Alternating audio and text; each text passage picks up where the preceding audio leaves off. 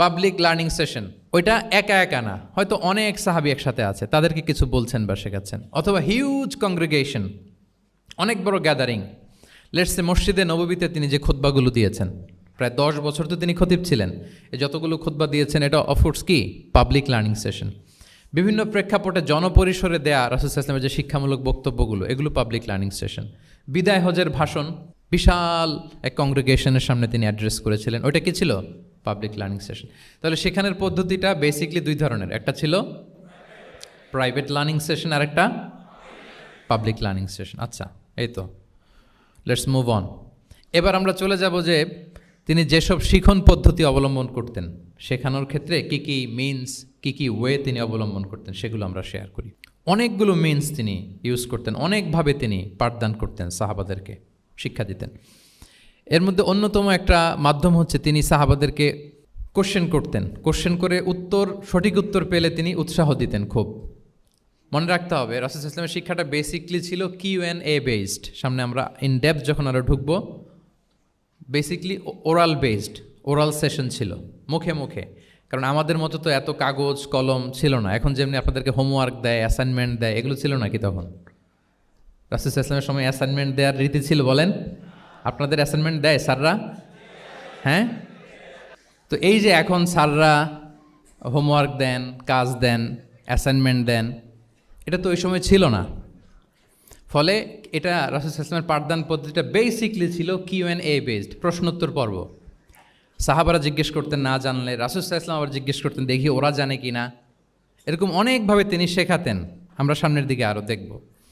তো রাসূল সাল্লাল্লাহু আলাইহি ওয়াসাল্লাম সাহাবাদেরকে প্রশ্ন ছুড়তেন, তিনি ট্রাই করতেন, দেখতেন যে দেখি ওরা পারে কিনা, ব্যাপারটা জানে কিনা। যদি কেউ সঠিক আনসার দিতে পারতো, রাসূল সাল্লাল্লাহু আলাইহি ওয়াসাল্লাম খুব প্রশংসা করতেন এবং উৎসাহ দিতেন। স্যাররা যখন আমাদের ক্লাসে প্রশংসা করে, ভাল লাগে না আমাদের? আমার প্রেজেন্টেশন খুব প্রশংসা করলো, আমার অ্যাসাইনমেন্টের খুব প্রশংসা করলো, আমাকে ইন্সপায়ার করলো, আমি আরও মোটিভেটেড হব না? হয়তো আমরা নাকি হই। তো রাসূল সাল্লাল্লাহু আলাইহি ওয়াসাল্লাম এটাই করতেন।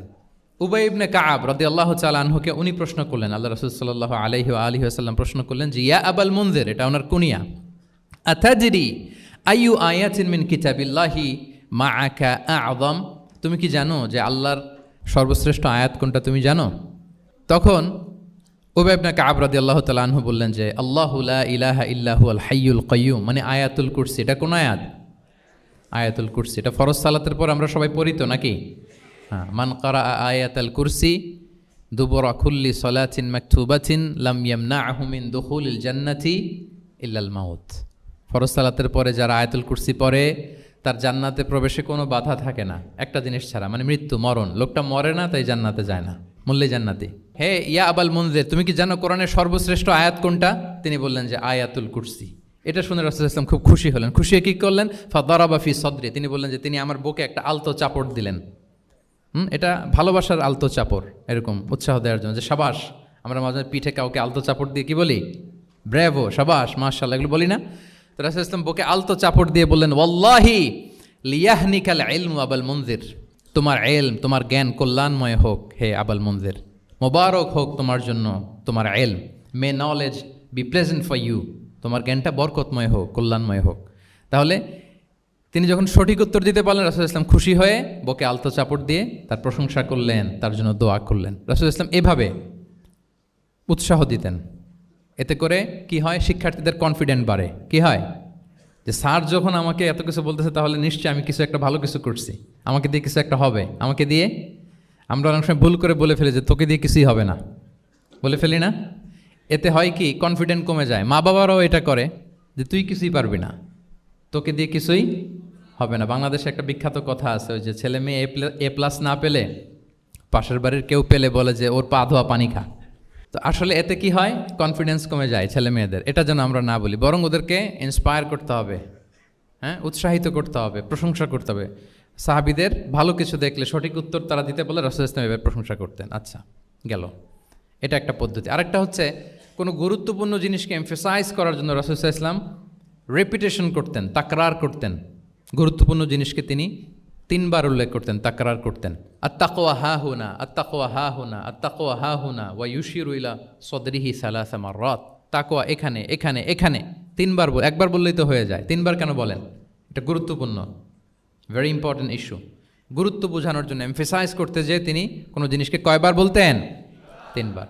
বিদায় হজের ভাষণ যখন দিলেন, ভাষণ দেয়া শেষ, এবার বলতেছে আল্লাহুম্মা হাল বাল্লাগতু, আল্লাহুম্মা হাল বাল্লাগতু, আল্লাহুম্মা হাল বাল্লাগতু, আল্লাহুম্মা ফাশহাদ। 3 বার বললেন যে আল্লাহ আমাকে যা পৌঁছাতে বলেছেন, হে মহাসমাবেশ তোমরা বলো আমি কি পৌঁছাতে পেরেছি? আমি কি ঠিকঠাক পৌঁছালাম? আমি কি সব তোমাদেরকে বলেছি? সাক্ষ্য দাও, সাক্ষ্য দাও। সবাই বললো ইয়া রাসূলুল্লাহ, আল্লাহ যেমনটি বলেছেন সব আপনি আমাদের কাছে পৌঁছে দিয়েছেন, কিছু লুকোচুরি করেন নাই, কিছু লুকান নাই। তাহলে 3 বার জানতে চাইলেন, কয়বার? হ্যাঁ, এটা রাসূল সাল্লাল্লাহু আলাইহি ওয়াসাল্লামের একটা গুরুত্বপূর্ণ অভ্যেস ছিল, যেটাকে তিনি এমফেসাইজ করতে চাইতেন, যেটা গুরুত্বপূর্ণ কোনো বিষয় এটাকে তিনি রিপিট করতেন বারবার, সাধারণত 3 বার। সাধারণত কয়বার?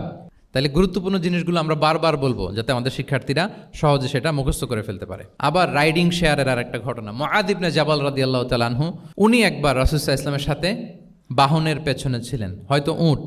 কুনতু রিদফান নবী, মুআয ইবনে জাবাল বলেন আমি রাসূল সাল্লাল্লাহু আলাইহি ওয়াসাল্লামের পেছনে একবার বসা ছিলাম। তো তখন হঠাৎ করে রাসূল সাল্লাল্লাহু আলাইহি ওয়াসাল্লাম আমাকে ডাক দিলেন। রাসূল সাল্লাল্লাহু আলাইহি ওয়াসাল্লাম সামনে, মুআয ইবনে জাবাল পেছনে। হঠাৎ ডেকে বললেন ইয়া মুআয ইবনে জাবাল, হে মুআয ইবনে জাবাল। তো তিনি বললেন খুব বিনয়ের সাথে, কুলতু লাব্বাইকা রাসূলুল্লাহি ওয়া সাআদাইক, মানে হে আল্লাহ রাসূল আমি হাজির, আমি প্রস্তুত। হে আল্লাহ রাসূল আপনি খালি অর্ডার করেন, বান্দা হাজির। আমরা এরকম বলি না মাঝে মাঝে বাংলায়, কি বলি? বান্দা হাজির, মানে আমি আছি আপনার খেদমতে, আপনি বলেন।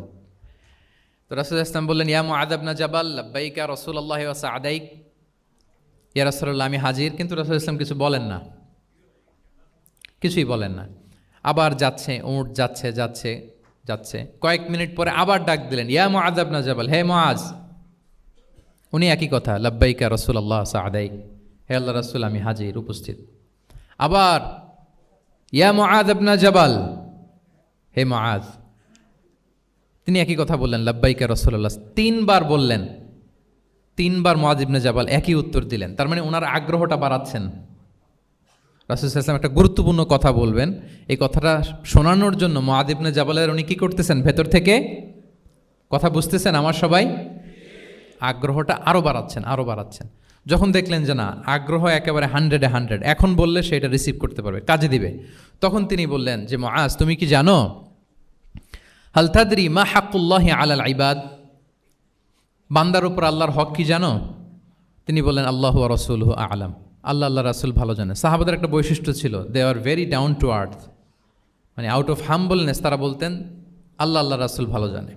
তো তিনি বললেন যে আল্লাহর বান্দার উপর আল্লাহর অধিকার হচ্ছে যে বান্দা কখনো আল্লাহর সাথে শিরক করবে না, এক আল্লাহর ইবাদত করবে। কিছুক্ষণ পর আবার ইয়া মুআয ইবনে জাবাল, দেখেন কি স্টাইল, মানে রাজকীয় একটা স্টাইল, ইয়া মুআয ইবনে জাবাল। আবার তিনি লাব্বাইকা রাসূলুল্লাহ সাআদাইক, হে আল্লাহ রাসূল আমি তো হাজির, তুমি কি জানো যে আল্লাহর প্রতি বান্দার হক কি? আবার বললেন যে আল্লাহ আল্লাহ রাসূলই ভালো জানেন। তখন রাসূল সাল্লাল্লাহু আলাইহি ওয়াসাল্লাম বললেন যে আল্লাহর হক যেমনি তুমি জানলে যে বান্দা আল্লাহর সাথে শরীক করবে না, এক আল্লাহর ইবাদত করবে, এটা যদি কোনো বান্দা করে তাহলে ওই বান্দাকে কখনো আল্লাহ শাস্তি দিবেন না। এটা হচ্ছে বান্দার হক, আল্লাহর কাছ থেকে সে এটা পাবে যে আনলা ইউআযিবাহুম, আল্লাহ তাআলা তাকে কখনো শাস্তি দিবেন না। তাহলে এটা ছিল রাসূল সাল্লাল্লাহু আলাইহি ওয়াসাল্লামের অভ্যেস, যে তিনি একই কথা বারবার বলে আগ্রহ বাড়াতেন। 3 বার তিনি বলেছেন, 3 বার ডাক দিয়েছেন হে মুআয ইবনে জাবাল। তাহলে রেপিটেশন এটা একটা অভ্যেস ছিল রাসূল সাল্লাল্লাহু আলাইহি ওয়াসাল্লামের, পাঠদানের ক্ষেত্রে একটা পদ্ধতি। আচ্ছা, রাসূল সাল্লাল্লাহু আলাইহি ওয়াসাল্লামের আরেকটা পদ্ধতি ছিল যে তিনি ধারণ ক্ষমতা অনুযায়ী নির্দেশনা দিতেন, considering the state of the addressee, যাকে অ্যাড্রেস করতেছেন তার ক্যাপাসিটি কতদূর এটা বুঝে শুনে বলতেন, খুব বাড়িয়ে বলতেন, বেশি কিছু বলতেন না। এক বেদুইন আসলো, বেদুইন মানে সে মরুপল্লীতে থাকে, শহরের যে নিয়মকানুন জানে না, সভ্যতার ছোঁয়া তার মধ্যে লাগেনি।